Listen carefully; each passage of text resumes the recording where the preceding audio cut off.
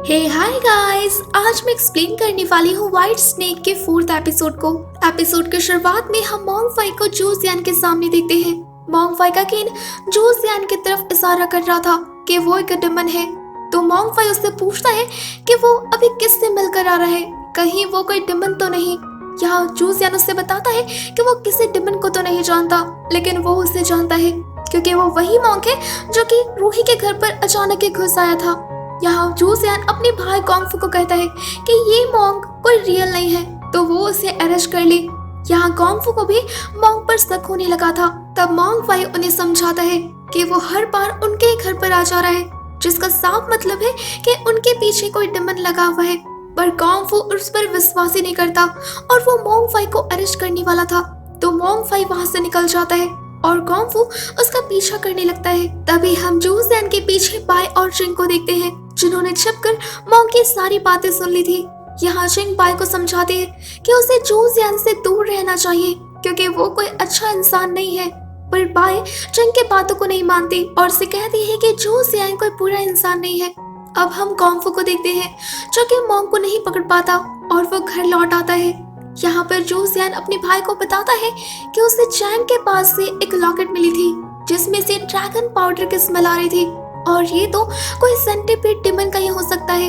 यहाँ गोंगफू भी उसे बताता है कि जो भी बच्चे मिसिंग हुए थे उनके पास अजीब तरह का फैन था।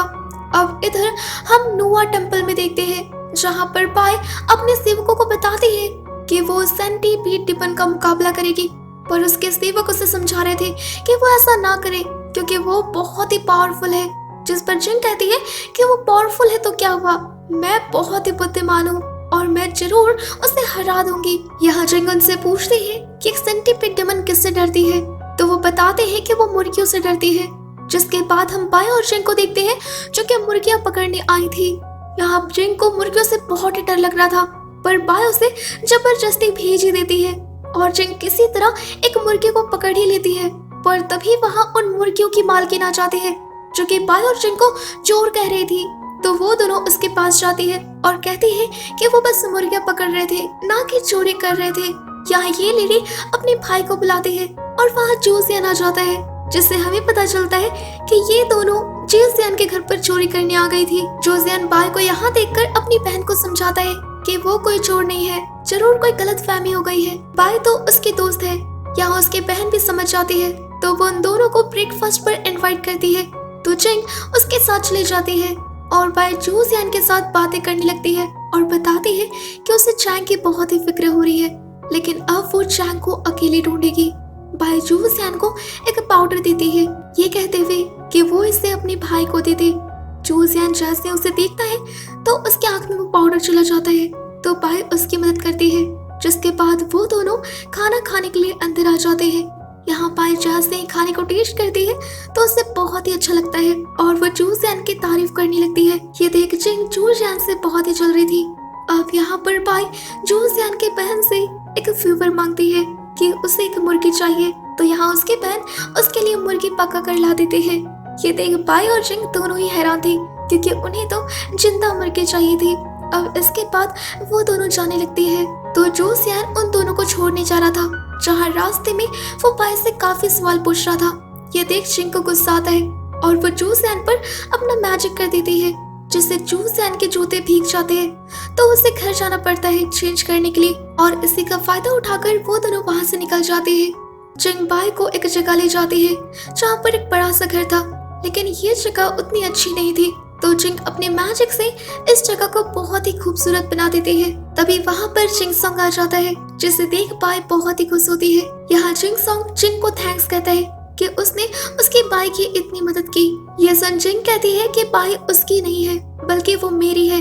यहाँ जिंग सॉन्ग को जब ये पता चलता है कि बाय सेंटीपीड डिमन का मुकाबला करना चाहती है, तो वो बाय को मना करता है कि वो इंसानों की मदद करने के लिए एक डिमन से दुश्मनी ना ले। पर बाय नहीं मानती और जिंग भी बाय की तरफ ही थी, तो जिंग सॉन्ग भी उनकी मदद करने के लिए तैयार हो जाता है। बाय जिंग सॉन्ग को चैंग का लॉकेट देती है, जिसे जिंग सॉन्ग अपने साथी चूहों को दिखाता है और उन्हें चैंग को ढूंढने को भेजता है। जिसके बाद बहुत सारे चूहे पूरे शहर में फैल जाते हैं और चैंग को ढूंढने लगते हैं। वहीं इधर हम उसी डिमन को देखते हैं जिसने अपने पास सभी बच्चों को कैद किया हुआ था। और वो वहाँ बैठकर अपनी बेटी के बारे में सोच रही थी, जब वो अपनी बेटी के साथ बहुत ही खुशी से रहती थी, जहाँ उसकी बेटी ने उसे प्रॉमिस किया था कि वो हर क्षण में उसके साथ ही रहेगी।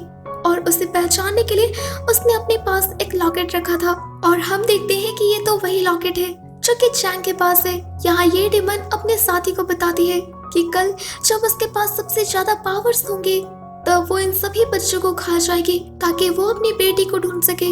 यहाँ एक चूहा इस डेमन की सारी बातों को सुन लेता है और वो आकर चैंग सॉन्ग को बता देता है, जिसके बाद चैंग सॉन्ग बाय और जिंग को बताता है कि वो डेमन कल शाम में उन बच्चों को मारने वाली है और इससे पहले ही हमें उस डेमन को रोकना होगा। पर ये तीनों उतने पावरफुल डेमन नहीं थे, तो वो जाकर भी उस डेमन से फाइट नहीं कर पाते।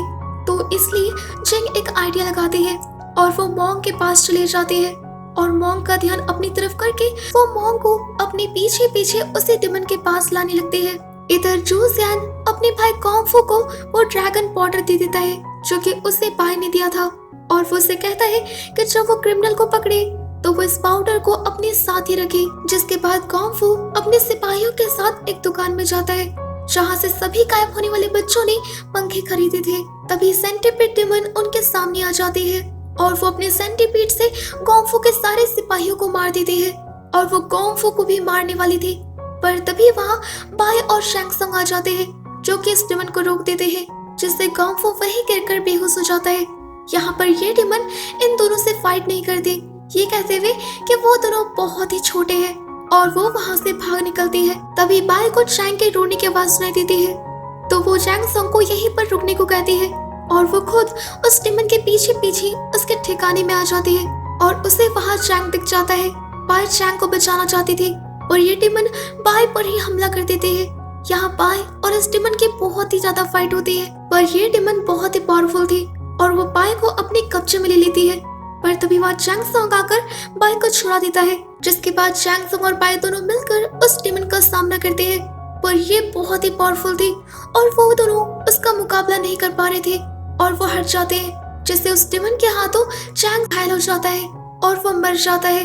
ये देखकर बाय बहुत ही उदास थी और वो उस डेमन को मारने ही वाली थी, पर तभी उसके हाथों से चैंग का वो लॉकेट गिर जाता है, जिससे कि वो डेमन देख लेती है। इस लॉकेट को देखकर वो समझ जाती है कि ये तो उसकी ही बेटी का है, तो वो बाय से पूछती है कि ये किसका है। तब बाय बताती है कि ये इसी बच्चे चैंग का है जिसे कि तुमने मार दिया है। ये सुन वो डेमन बहुत ही शॉक्ड हो जाती है और साथ ही बहुत ही दुखी कि उसने अपने हाथों से अपने बच्चे को मार दिया। ये डेमन अपने बच्चे को बचाना चाहती थी, तो वो अपनी पूरी पावर्स लगा देती है, जिससे ये सभी टेलीपोर्ट होकर मृत्यु के द्वार पर पहुंच जाते हैं, जहां चैंग सॉन्ग बाय को बताता है कि ये जो लोटस है वो आत्माओं को लेकर जा रहे हैं, लेकिन चैंग के पास कोई लोटस है ही नहीं, तो इसलिए उसका पुनर्जन्म नहीं हो पाएगा। यहाँ चैंग की माँ यानी कि वो डेमन वो अपनी पूरी पावर्स लगाकर एक लोटस ले आती है ताकि वो वहाँ चैंग के सोल को रख सके, पर वो अपनी पूरी पावर्स लगाने के बाद भी चैंग के सोल को वहाँ नहीं ला पा रही थी और वो वहीं गिर जाती है। ये देख पाए अपनी पावर्स लगाकर चैंग के सोल को नीचे खींचने लगते हैं। तब चैंग सॉन्ग भी बाय की मदद करता है ताकि वो चैंग के सोल को इस कमल पर ला सके। इधर हम लीनैन शहर में देखते हैं जहाँ कॉन्ग फू को होश आ जाता है, तो वो जू जियान को यहाँ लाने के लिए निकल जाता है। तभी वहाँ जिंग मोंग फाई के साथ आ जाती है। वो दोनों उस डेमन के पास जाने के लिए उस पेंटिंग में घुस जाते हैं। इधर हम मृत्यु के द्वार में देखते हैं जहाँ चैंग की माँ गिर गई थी, अचानक ही उस पर उसका साथी सेंटीपीड डेमन हावी हो जाता है और वो बाय को रोक देता है। ये डेमन बाय को मारकर उसका डेमन कोर लेना चाहता था और यहीं पर ये एपिसोड खत्म हो जाता है। तो गाइस आई होप आपको एपिसोड पसंद आया होगा, तो वीडियो को लाइक जरूर से जरूर कर दीजिएगा और आगे के एपिसोड्स देखने के लिए चैनल को सब्सक्राइब करना बिल्कुल भी मत भूलिएगा। Thanks for watching.